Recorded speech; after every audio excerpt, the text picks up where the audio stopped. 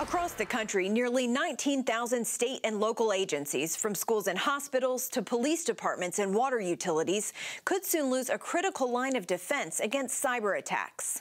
The services we provide are services that are needed, especially with under-resourced communities, smaller communities where they may not have the capabilities to go out and procure, cyber defenses. This service is called the Multi-State Information Sharing and Analysis Center, or MSISAC. It's a one-of-a-kind system providing real-time alerts and low-cost security tools to state, local, territorial, and tribal governments. Earlier this year, Homeland Security slashed $10 million from the program's budget. Now, the remaining funds, about $27 million, are set to expire at the end of September.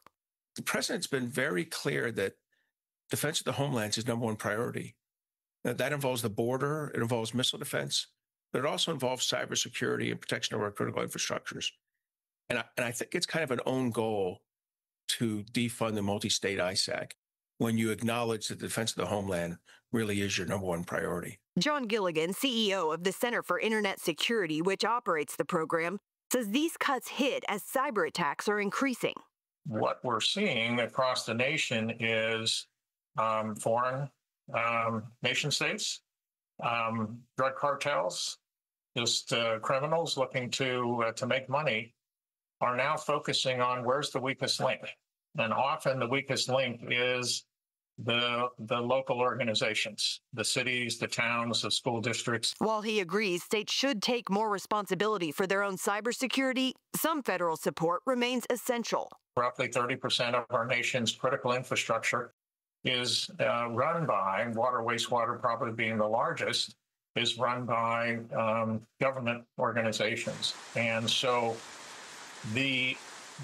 what I describe is these state and local organizations, they're on the front line of defending this nation. Robert Beach, an MSISAC executive committee member and chief technology officer for Cocoa, Florida, says cybersecurity at the local level should be a national security issue. We have local governments trying to defend against nation-state actors, the big four out there, Russia, China, Iran, North Korea, on municipal budgets.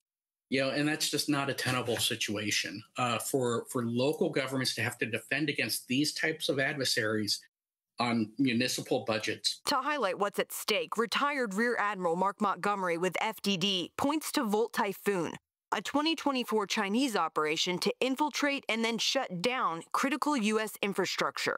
They've showed their hand with Volt Typhoon. We found them. And I promise you, for everything we found, there's something we haven't found.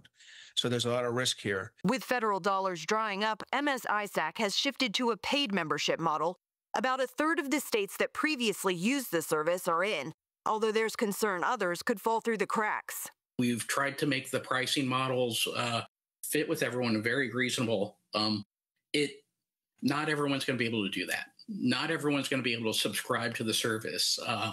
So it really puts the organization in a tough situation, and the organizations that need it the most are probably the ones in greatest jeopardy of not receiving services. Congress still has time to step in and use unspent funds from this year's budget. The Center for Internet Security plans to stay on Capitol Hill through the end of the month, pushing lawmakers to keep federal support flowing for local cyber defense.